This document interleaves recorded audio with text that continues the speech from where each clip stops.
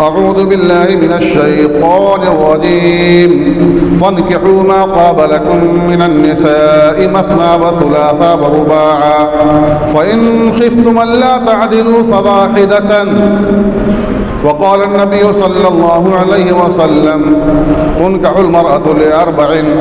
لمالها ولجمالها ولحسبها ولدينها فاصفر بذات الدين تربت يداك. محترم حاضرین جمعہ، بزرگوں، نوجوان دوستوں اور عزیز بچوں، میری ماؤں اور بہنوں، تمام قسم کی تعریف و توصیف، عظمت و کبریائی، بڑائی و بزرگی اس اللہ رب العالمین کے لیے لائق و زیبا ہے جس نے ہمیں اور آپ کو پیدا فرمایا. بعدہ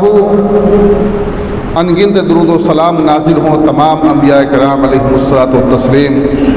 بالخصوص ہمارے نبی حضرت محمد مصطفیٰ احمد مجتبیٰ صلی اللہ علیہ وسلم پر. اللہ رب العالمین نے ہم انسانوں کو پیدا فرمایا. انسان جب ماں کے پیٹ سے نکلتا ہے، ننھا منھا ہوتا ہے،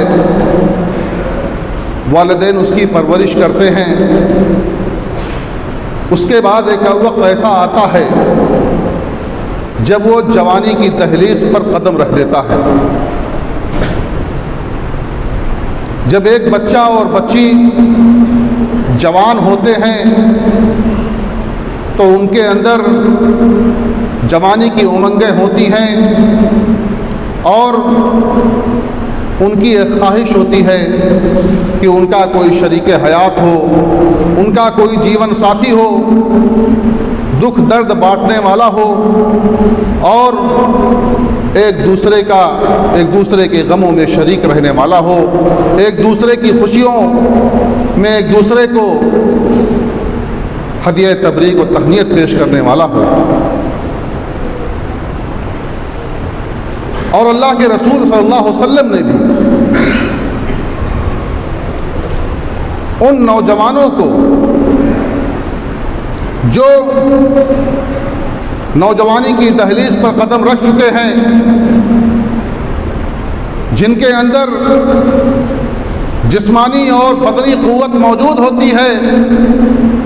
کہ وہ اپنی خواہش کی تکمیل کسی بھی عورت سے کر سکتے ہیں، تو اللہ کے رسول صلی اللہ علیہ وسلم نے ایسے جوانوں کو مخاطب کر کے فرمایا کہ تم نکاح کر لو، شادی کر لو. اللہ کے رسول صلی اللہ علیہ وسلم فرماتے ہیں یا معشر الشباب من استطاع منکم الباءۃ فلیتزوج فإنہ اغض للبصر واحسن للفرج. کہ اے نوجوانوں کی جماعت، تم میں سے جسے بھی اس بات کی طاقت ہو کہ وہ اپنی بیوی کا نان و نفقہ برداشت کر سکتا ہے، اس کے اندر جنسی خواہش کی تکمیل کا ملکہ ہو، وہ اپنی بیوی کی خواہش کی تکمیل کر سکتا ہو، فلیتزوج، چاہیے کہ وہ نکاح کر لے، شادی کر لے. کیونکہ نکاح یہ نگاہوں کو پست کرنے والی ہے، شرمگاہ کی حفاظت کرنے والی ہے. نکاح کے ذریعے سے ہماری نگاہیں پست ہو جاتی ہیں، ہماری شرمگاہ کی حفاظت ہوتی ہے، جائز طریقے سے ہم اپنی خواہشات کی تکمیل کرنے لگتے ہیں اور اس وجہ سے ادھر ادھر دیکھنے کی کوئی ضرورت نہیں محسوس ہوتی ہے. اللہ کے رسول اللہ رب العالمین نے قرآن مجید میں فرمایا فَانْكِحُوا مَا طَابَ لَكُم مِّنَ النِّسَاءِ مَثْنَىٰ وَثُلَاثَ وَرُبَاعًا فَإِنْ خِفْتُمْ أَلَّا تَعْدِلُوا فَوَاحِدَةً. کہ تم ان عورتوں سے نکاح کرو جو تمہیں پسند ہوں، 2 عورتوں سے، 3 عورتوں سے، 4 عورتوں سے. لیکن اگر تمہیں اس بات کا خوف ہے، اس بات کا اندیشہ ہے کہ تم ان کے درمیان عدل و انصاف نہیں رکھ سکو گے، عدل و انصاف کا معاملہ نہیں کر سکو گے، تو ایک پر اکتفا کر لو، ایک پر اکتفا کرو. اگر تمہیں اس بات کا اندیشہ ہے، اس بات کا خوف ہے کہ تم ان کے درمیان عدل و انصاف قائم نہیں رکھ سکو گے، ایک بیوی کو دوسری بیوی پر ترجیح دو گے، تو تمہارے لیے ایک ہی پر اکتفا کرنا یہ ضروری ہے کہ تم ایک ہی پر اکتفا کرو۔ اللہ کے نبی صلی اللہ علیہ وسلم نے ایک مقام پر فرمایا، حضرت عائشہ صدیقہ رضی اللہ تعالی عنہ روایت کرتی ہیں کہ اللہ کے نبی صلی اللہ علیہ وسلم نے فرمایا کہ نکاح سنتی فمن لم يعمل بسنتی فلیس منی، کہ نکاح میری سنت ہے اور جو میری سنت پر عمل نہیں کرے گا فلیس منی، وہ مجھ سے نہیں ہے، اس کا تعلق ہم سے نہیں ہے۔ اور ایک موقع پر اللہ کے نبی صلی اللہ علیہ وسلم کے معمولات عبادت کو، کہ آپ صلی اللہ علیہ وسلم عبادت کیسے کرتے ہیں، آپ صلی اللہ علیہ وسلم کی عبادت کا حال کیا ہے، گھر میں آپ صلی اللہ علیہ وسلم کس قدر اپنے رب کو راضی و خوش کرنے کے لیے عبادتیں کرتے ہیں، 3 لوگ اللہ کے رسول صلی اللہ علیہ وسلم کے ازواج مطہرات کے پاس حاضر ہوئے اور انہوں نے پوچھا کہ اللہ کے رسول صلی اللہ علیہ وسلم کا معمولات عبادت کیا ہے۔ جب ازواج مطہرات نے انہیں یہ بتایا کہ آپ صلی اللہ علیہ وسلم اس قسم کی عبادت کرتے ہیں، تو انہوں نے اس کو بہت معمولی سمجھا اور کہا کہ اللہ کے رسول صلی اللہ علیہ وسلم سے ہمارا موازنہ کہاں ہو سکتا ہے، اللہ کے رسول صلی اللہ علیہ وسلم کی اگلی پچھلی تمام خطائیں معاف کر دی گئی ہیں اور ہم تو ٹھہرے سراپا گنہگار، سرتاپا گناہوں میں ڈوبے ہوئے۔ ان میں سے ایک شخص نے کہا کہ میں پوری رات نماز پڑھوں گا، سوؤں گا نہیں، اور ایک شخص نے کہا کہ میں ہمیشہ روزہ رکھوں گا، اور ایک شخص نے کہا کہ میں کبھی نکاح نہیں کروں گا، شادی نہیں کروں گا۔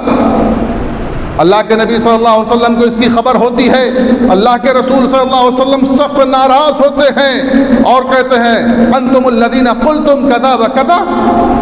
کیا تم ہی وہ لوگ ہو جنہوں نے بھی ایسی باتیں کہی ہیں، اما واللہ انی لاخشاکم للہ واتقاکم لہ، کہ آگاہ رہو اللہ کی قسم میں تم لوگوں میں سب سے زیادہ اللہ رب العالمین کی خشیت اور اللہ رب العالمین کا ڈر رکھنے والا ہوں، میرے دل میں اللہ رب العالمین کا تقوی کوٹ کوٹ کر بھرا ہوا ہے، لیکنی اصوم و افطر، لیکن میں روزہ بھی رکھتا ہوں، افطار بھی کرتا ہوں، وہ اصلی و ارقد، میں نمازیں بھی پڑھتا ہوں، سوتا بھی ہوں، وہ اتزوج النساء، اور میں عورتوں سے نکاح بھی کرتا ہوں، فمن رغب عن سنتی فلیس منی، جو میری سنت سے راز کرے گا وہ مجھ سے نہیں ہے۔ یعنی اللہ کے نبی صلی اللہ علیہ وسلم کی سنت ہے، اور اگر ہمارے پاس نان و نفقہ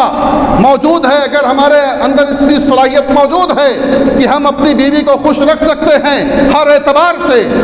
اگر مالی کمزوری ہے، اگر مال نہیں ہے، تو ایسی صورت میں اللہ رب العالمین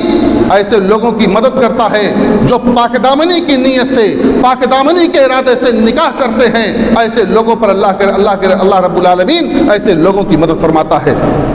3 ایسے لوگ ہیں جن کی اللہ رب العالمین مدد فرماتا ہے، ان 3 میں سے ایک وہ بھی ہے کہ الناکح یرید العفاف،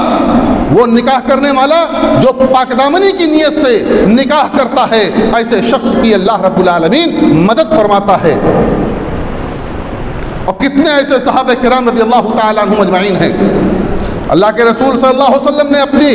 بیٹی، اپنے لخت جگر کا نکاح کیا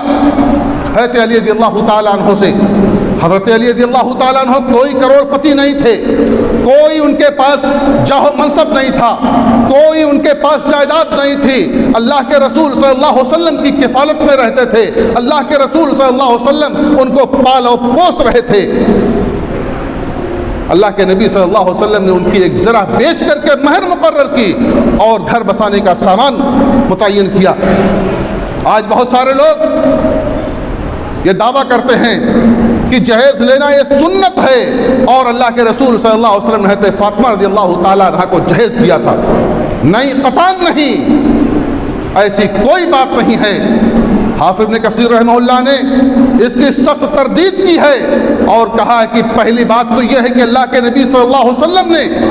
اللہ کے رسول صلی اللہ علیہ وسلم حضرت علی رضی اللہ تعالیٰ عنہ کے کفیل تھے،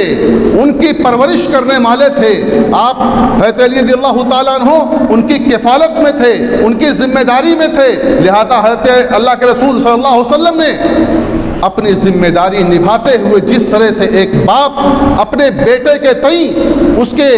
تمام سامانوں کو فراہم کرتا ہے، ضروریات کو مہیا کرتا ہے، ایسے ہی اللہ کے رسول صلی اللہ علیہ وسلم نے بھی حضرت علی رضی اللہ تعالیٰ عنہ کی تمام ضروریات کو مہیا کیا، اور وہ بھی جو ضروریات کی چیزیں تھیں، لا یعنی فضول چیزوں کا تصور نہیں تھا، صرف ضروریات کی چیزیں آپ صلی اللہ علیہ وسلم نے مہیا کرائیں۔ اور دوسری روایت کے مطابق اللہ کے نبی صلی اللہ علیہ وسلم نے حضرت علی رضی اللہ تعالیٰ عنہ کی زرہ بیچ کر کے یہ سارے سامان خریدے تھے جو حضرت علی رضی اللہ تعالیٰ عنہ کی ضروریات، حضرت علی رضی اللہ تعالیٰ عنہ کے گھر کی ضروریات تھیں۔ بہت سارے لوگ اس بات کا دعویٰ کرتے ہیں، یہ قطعاً غلط ہے۔ اللہ کے نبی صلی اللہ علیہ وسلم نے اپنی 11 شادیاں کی، اللہ کے رسول صلی اللہ علیہ وسلم نے اپنی 4 بچیوں کا نکاح کیا، کہیں بھی جہیز کا تصور نہیں ہے۔ حضرت اللہ کے رسول صلی اللہ علیہ وسلم کے زمانے میں کتنے صحابہ کرام رضی اللہ تعالیٰ عنہم اجمعین نکاح کرتے تھے، شادیاں کرتے تھے، کہیں بھی کوئی ٹھاٹ باٹ کا ذکر نہیں، کسی جہیز کا ذکر نہیں، کسی بارات کا ذکر نہیں۔ مدینہ چھوٹی سی بستی، اس مدینہ میں رہتے ہوئے صحابہ کرام رضی اللہ تعالیٰ عنہم اجمعین نکاح کر لیا کرتے تھے، اور اللہ کے رسول صلی اللہ علیہ وسلم کو اس کی خبر نہیں ہوتی تھی۔ حضرت عبد الرحمن بن عوف رضی اللہ تعالیٰ عنہ نے نکاح کر لیا۔ اگر میں یہ کہوں کہ مدینہ کے سب سے مالدار صحابی تو شاید بے جانا ہو، لیکن اگر سب سے مالدار نہیں تو ان کا شمار مالدار ترین لوگوں میں سے ہوتا تھا۔ انہوں نے نکاح کر لیا، کوئی ٹھاٹ باٹ نہیں، کوئی قمقمہ نہیں، کوئی لایانی و فضول چیزیں نہیں۔ اللہ کے نبی صلی اللہ علیہ وسلم کو بھی اس کی خبر نہیں دی، ذرا سا بھی تکلف نہیں کیا کہ اللہ کے نبی صلی اللہ علیہ وسلم کو اس کی خبر دے دیں۔ آپ صلی اللہ علیہ وسلم چل کر کے اپنا نکاح پڑھوا لیں۔ آپ صلی اللہ علیہ وسلم نے دیکھا کہ حضرت عبد الرحمن بن عوف رضی اللہ تعالیٰ عنہ کے کپڑے پر زرد رنگ کا نشان لگا ہوا ہے۔ پوچھا عبد الرحمن کیا تم نے نکاح کر لیا ہے؟ کہا اللہ کے رسول صلی اللہ علیہ وسلم میں نے اتنے مہر کے عوض میں نے فلاں عورت سے نکاح کر لیا ہے۔ اللہ کے نبی صلی اللہ علیہ وسلم نے برکت کی دعا کی اور انہیں ولیمہ کرنے کی تاکید کی۔ یہ اللہ کے نبی صلی اللہ علیہ وسلم کا طریقہ رہا ہے شادیوں کا، نکاح کا، اور آپ صلی اللہ علیہ وسلم کے صحابہ کا۔ ہم اپنے آپ کو اہل الحدیث کہتے ہیں، ہم اپنے آپ کو کتاب و سنت کا متبع کہتے ہیں، کتاب و سنت پر عمل کرنے والا کہتے ہیں۔ آخر میں کتاب و سنت پر عمل کرتے ہوئے ہماری روح کیوں کانپتی ہے اس معاملے میں؟ ہم کیوں کتاب و سنت کو چھوڑ بیٹھے ہیں؟ اللہ کے رسول اللہ رب العالمین نے قرآن مجید میں فرمایا وَلَا تُسْرِفُوا إِنَّ اللَّهَ لَا يُحِبُّ الْمُسْرِفِينَ، اسراف نہ کرو، اللہ رب العالمین اسراف کرنے والوں کو پسند نہیں کرتا ہے۔ إِنَّ الْمُبَذِّرِينَ كَانُوا إِخْوَانَ الشَّيَاطِينَ، حرام کاموں میں، لا یعنی فضول چیزوں میں اپنے مال کو بلا وجہ نہ خرچ کرو، کیونکہ تبذیر کرنے والے، حرام کاموں میں خرچ کرنے والے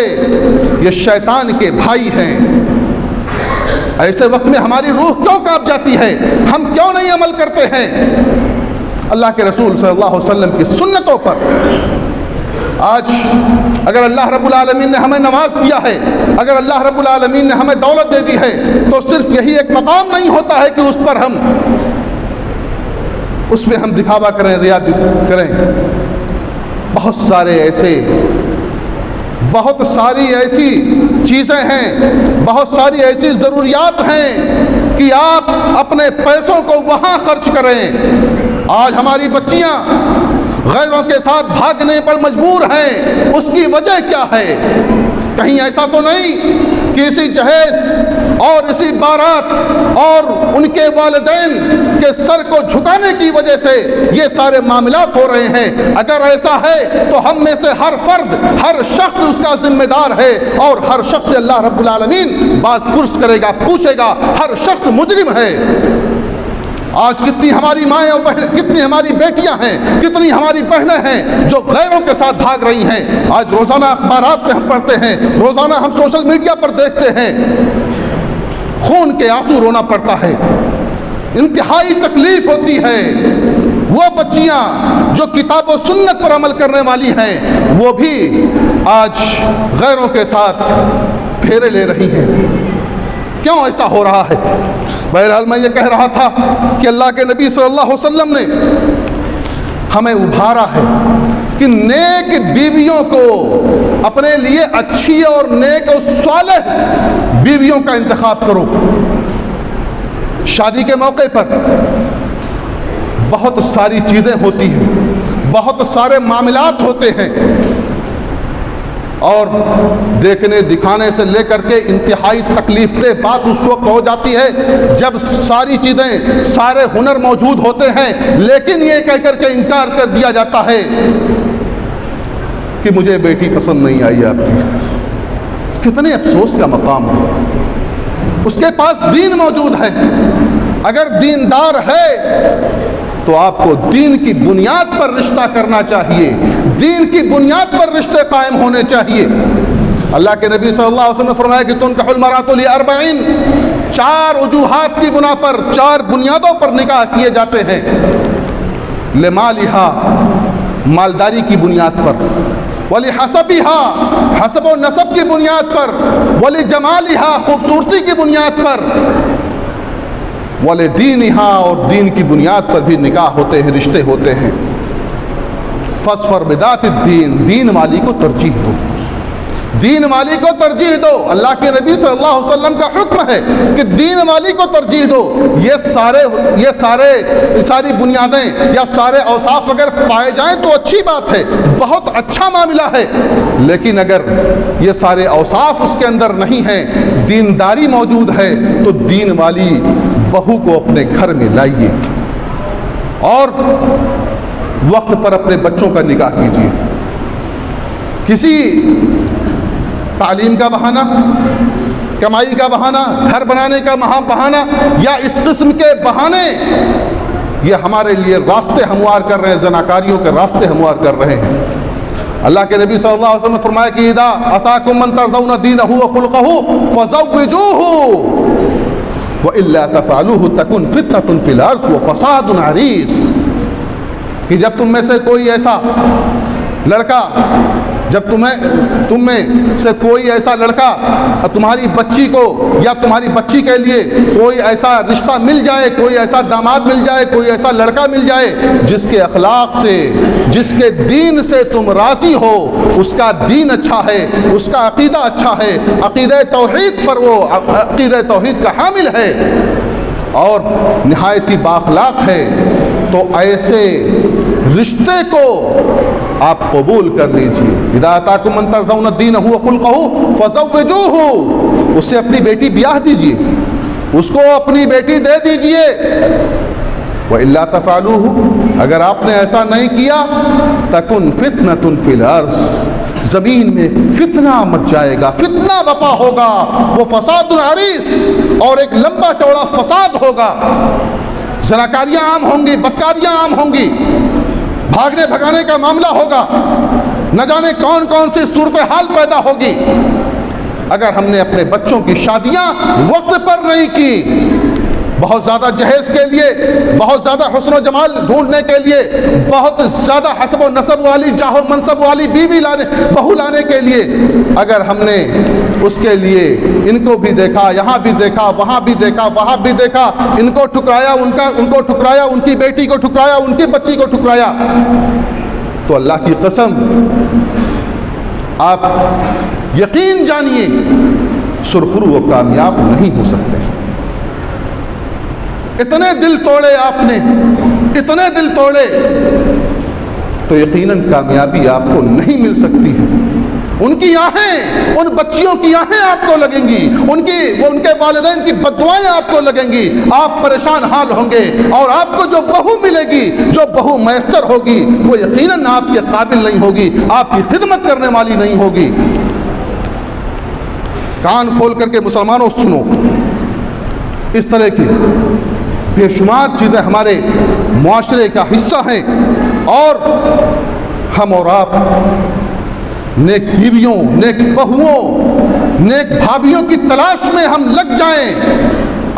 اگر اپنے ماحول کو، اپنے گھر کے ماحول کو اچھا بنانا چاہتے ہیں، اپنے گھر کے ماحول کو اچھا کرنا چاہتے ہیں، تو ہمیں چاہیے کہ ہم نیک بیویوں کا، نیک بہوؤں کا انتخاب کریں۔ حضرت جلیبیب رضی اللہ تعالیٰ عنہ، جو کہ انصار مدینہ ہی سے ان کا تعلق تھا، لیکن نہایت ہی غریب و مسکین، اور شکل و صورت کے اعتبار سے بھی نہایت بھدے اور بودے اور نہایت کالے، لیکن اللہ کے نبی صلی اللہ علیہ وسلم کی محبت میں سرشار رہنے والے، اللہ کے نبی صلی اللہ علیہ وسلم کی محبت میں تڑپنے والے، اللہ کے رسول صلی اللہ علیہ وسلم کی خدمت میں حاضر ہوتے ہیں۔ اللہ کے رسول صلی اللہ علیہ وسلم نے ایک دن عرض کیا کہ اے جلیبیب، کیا تم نکاح کرنا چاہتے ہو؟ کہا اللہ کے رسول صلی اللہ علیہ وسلم، مجھ جیسے کالے کلوٹے، اور نہ میرے پاس جاہ و منصب ہے، نہ اور کوئی چیز ہے، مجھ سے کون اپنی بیٹی بیاہے گا؟ آپ نے 3 مرتبہ وہی سوالات دہرائے، اور اس کا جواب جلیبیب نے وہی دیا کہ مجھ سے کون نکاح کرے گا؟ کہا جاؤ فلاں انصاری کے گھر جاؤ، اس کو میرا سلام پہنچاؤ، اور کہو کہ اللہ کے رسول صلی اللہ علیہ وسلم نے کہا ہے کہ مجھ سے اپنی بیٹی بیاہ دو۔ جلیبیب پہنچتے ہیں اس انصاری کے گھر، دروازے پر دستک دیتے ہیں، لڑکی کا باپ نکلتا ہے، پوچھتا ہے کون ہو، کہاں سے آئے ہو؟ اپنا تعارف کروایا اور کہا کہ مجھے اللہ کے رسول صلی اللہ علیہ وسلم نے بھیجا ہے، اور انہوں نے آپ کو سلام کہا ہے۔ یہ سن کر کے خوشی سے اچھلنے لگتے ہیں۔ کہا آگے بھی سن لیجئے، آپ صلی اللہ علیہ وسلم نے کہا ہے کہ اپنی بیٹی کا نکاح آپ مجھ سے کر دیں۔ کہا اچھا تھوڑا سا رکو، میں اپنے گھر میں مشورہ کرتا ہوں۔ بیٹی کی ماں سے مشورہ کیا، ان کو تھوڑا سا عجیب لگا۔ عورتیں مال کی حریص زیادہ ہوتی ہیں۔ میں اپنی ماؤں بہنوں سے معذرت کے ساتھ یہ بات کہہ رہا ہوں کہ حرص ان کے یہاں مردوں سے زیادہ ہوتا ہے۔ انہوں نے کہا نہیں، ہمیں اپنی بیٹی کا نکاح اس سے نہیں کریں گے، نہ اس کے پاس کوئی مال ہے، نہ جاہ و منصب ہے، نہ اس کا کوئی چہرہ ہے۔ وہ نیک سیرت لڑکی جو گفتگو سن رہی تھی، کہا کیا تم اللہ کے رسول صلی اللہ علیہ وسلم کے حکم کو ٹھکرا رہے ہو؟ یہ اللہ کے رسول صلی اللہ علیہ وسلم کا حکم ہے، مجھے اللہ کے رسول صلی اللہ علیہ وسلم کے سپرد کر دو، وہ میرے ساتھ جو بھی معاملہ کریں گے وہ میرے لیے بہتر ہوگا، اللہ کے رسول مجھے ضائع و برباد نہیں کریں گے۔ یہ سن کر کے لڑکی کے باپ اللہ کے رسول صلی اللہ علیہ وسلم کی خدمت میں پہنچتے ہیں اور کہتے ہیں کہ میں اپنی بیٹی کا نکاح آپ کے حق میں دیتا ہوں کہ آپ جس سے چاہیں میری بیٹی کا نکاح کر دیں۔ اللہ کے نبی صلی اللہ علیہ وسلم نے جلیبیب سے نکاح پڑھا دیا۔ اس کی برکت ایسی ہوئی کہ اللہ کے نبی صلی اللہ علیہ وسلم نے جب اس نیک سیرت بیٹی کے بارے میں سنا تو اس کے لیے دعائیں دیں، اس کو دعائیں دیں اور کہا کہ اے اللہ تو اس پر کشادگی کو کھول دے، اے اللہ اس کو کشادہ دست بنا دے۔ اور نتیجہ اس کا یہ ہوا کہ اس معاشرے میں اس گھرانے سے زیادہ مالدار کوئی نہیں تھا، اور اس گھرانے سے زیادہ کوئی سخی اور کشادہ دست نہیں تھا۔ اور جب حضرت جلیبیب رضی اللہ تعالیٰ عنہ کا انتقال ہو گیا، حضرت جلیبیب کا انتقال ہو گیا، شہید ہو گئے، وہ کسی غزوے میں ان کو شہادت نصیب ہو گئی، تو ان کی بیوہ سے نکاح کرنے کے لیے اتنے لوگ خواہش مند ہوئے کہ لائن لگ گئی، اس کی قطاریں لگ گئیں۔ اور اسی طرح کا واقعہ حضرت عمر فاروق رضی اللہ تعالیٰ عنہ کا دور خلافت ہے، گشت لگا رہے تھے، رات میں ایک عورت کی آواز، دو عورتوں کا مکالمہ، دو عورتوں کی آواز آپ کے کانوں سے ٹکرائی۔ کان لگا کر کے سنا، بوڑھی عورت کہہ رہی ہے کہ بٹیا اٹھو ذرا، دودھ میں پانی ملا دو، کیونکہ آج اٹھنیوں نے دودھ بہت کم دیا ہے۔ بیٹی نے کہا کہ اے اماں، کیا تمہیں معلوم نہیں کہ خلیفۃ المسلمین امیر المومنین رضی اللہ تعالی عنہ کا حکم آ چکا ہے کہ اب دودھ میں پانی نہیں ملایا جائے گا، کسی بھی چیز میں ملاوٹ نہیں کی جائے گی۔ بعض لوگوں نے لکھا ہے کہ یہ صرف آزمائش کے لیے اپنی بیٹی کو آزمانے کے لیے وہ ماں کر رہی تھی۔ کہا، اس ماں نے کہا کہ اس رات میں کون تمہیں دیکھنے آ رہا ہے، ملا دو، کہاں امیر المومنین آ رہا ہے۔ اس نیک سیرت لڑکی نے کہا کہ اگر امیر المومنین نہیں آ رہا ہے تو میرا اور امیر المومنین کا رب تو مجھے دیکھ رہا ہے۔ امیر المومنین حضرت عمر فاروق رضی اللہ تعالیٰ عنہ نے جب اس کا ایک جملہ سنا، رو پڑے اور اس گھر پہ نشان لگایا۔ صبح پتہ کیا، اس کے حالات معلوم کیے، وہ غیر شادی شدہ تھی، اپنے بچوں کو اکٹھا کیا اور کہا کہ میرے پیارے بیٹو، میں بوڑھا ہو گیا ہوں، میری ہڈیاں کمزور ہو گئی ہیں، میں اس لائق نہیں کہ میں کسی نوجوان عورت کو، کسی نوجوان لڑکی کو اپنی بیوی کے طور پر منتخب کر سکوں۔ میرے ساتھ ایسا معاملہ ہوا ہے، کل میں نے ایسی عورت، ایسی لڑکی کو میں نے دیکھا ہے، میں چاہتا ہوں کہ اس کا نکاح میرے گھر میں ہو جائے، وہ میری بہو بن کر کے آ جائے، بتاؤ کون تم میں سے اس سے نکاح کرنے کے لیے تیار ہے؟ حضرت عاصم رضی اللہ تعالیٰ عنہ نے کہا کہ میں ابو جان، میرا اس سے نکاح کر دیجیے۔ نکاح ہو جاتا ہے اور اس کی برکت یہ ہوتی ہے کہ اس سے جو بچہ پیدا ہوتا ہے، اس سے جو بچی پیدا ہوتی ہے، اس کا نکاح مروان سے ہوتا ہے، اس کا نکاح مروان سے ہوتا ہے، اور پھر اس کے والد یعنی اس کے جو بیٹے ہوتے ہیں خلیفۃ المسلمین حضرت عمر بن اس کا نکاح عبدالعزیز سے ہوتا ہے، اور جب اس سے جو بیٹا پیدا ہوتا ہے اس کا نام حضرت عمر ہے، عمر بن عبدالعزیز، جنہوں نے اپنے تھوڑے سے مختصر سے وقت میں اپنے نانا کی یاد تازہ کر دی تھی۔ کہہ یہ رہا تھا کہ رشتے اگر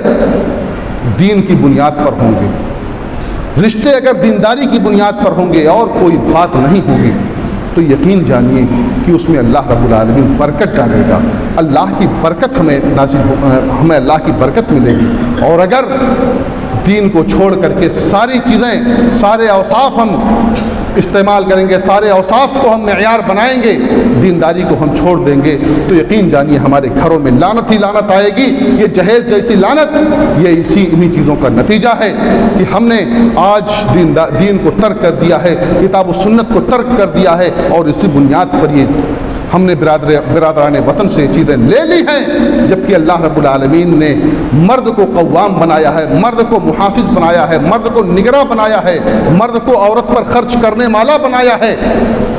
یہ مرد ذمہ دار ہے کہ اس کی تمام ضروریات کی تکمیل کرے، عورت کی ذمہ داری نہیں ہے کہ اپنے سونے کا انتظام کرے، اپنے کھانے کا انتظام کرے، نہیں، اس کی کوئی ذمہ داری نہیں ہے۔ یہ تمام ذمہ داریاں یہ صرف اور صرف مردوں کی ہے، کیونکہ اللہ کے رسول صلی اللہ علیہ وسلم نے فرمایا ہے کہ جو کھاؤ وہی کھلاؤ، جس معیار کا کھاؤ تم، اسی معیار کا تم اپنی بیوی کو بھی کھلاؤ، جس معیار کا تم پہنو اسی معیار کا تم اپنی بیوی کو بھی پہناؤ۔ یہ حکم ہوا مردوں کو، عورتوں کو نہیں حکم ہے، یا عورتوں کے والدین کو یہ حکم نہیں دیا گیا ہے، یہ مردوں کو حکم ہوا ہے کہ آپ ان کی خبر گیری کیجئے، آپ ان کی کفالت کیجئے، آپ کے ذمے وہ عورتیں ہیں۔ اس لیے میرے مسلمانوں بھائیوں اور عزیزوں دوستوں، شادی بیاہ آج کل ہم کثرت سے، ہمارے علاقے میں کثرت سے شادیاں ہو رہی ہیں، شادیوں کو ہم آسان بنائیں، شادیوں کو ہم آسان بنائیں، سادگی کے ساتھ نکاح کریں، جس طرح سے اللہ اس کے رسول صلی اللہ علیہ وسلم کا حکم ہے، اور اللہ کے رسول صلی اللہ علیہ وسلم نے جس طرح سے کیا ہے، صحابہ کرام رضی اللہ تعالیٰ عنہم اجمعین نے جس طرح سے اپنی شادیاں کی ہیں، اس طرح سے ہم اپنی شادیاں کریں۔ اللہ رب العالمین ہمیں کتاب و سنت پر چلنے والا بنا دے، اللہ رب العالمین ہمیں کتاب و سنت کے مطابق زندگی گزارنے کی توفیق عطا فرما دے، اللہ رب العالمین ہماری شادیوں کو آسان کر دے، اللہ رب العالمین العالمین جو ہماری بیٹیاں ہماری بہنیں بیٹھی ہوئی ہیں ان کے رشتے بھی نہیں آئے ہیں، اللہ تو ان کے رشتوں کو آسان کر دے، اے اللہ تو انہیں ایک اچھا شوہر عطا کر دے، اے اللہ ہمیں ایک اچھا گھرانہ یعنی اچھا معاشرہ اور اچھا سماج بنانے کی توفیق عطا فرما دے، آمین، تقبل یا رب العالمین۔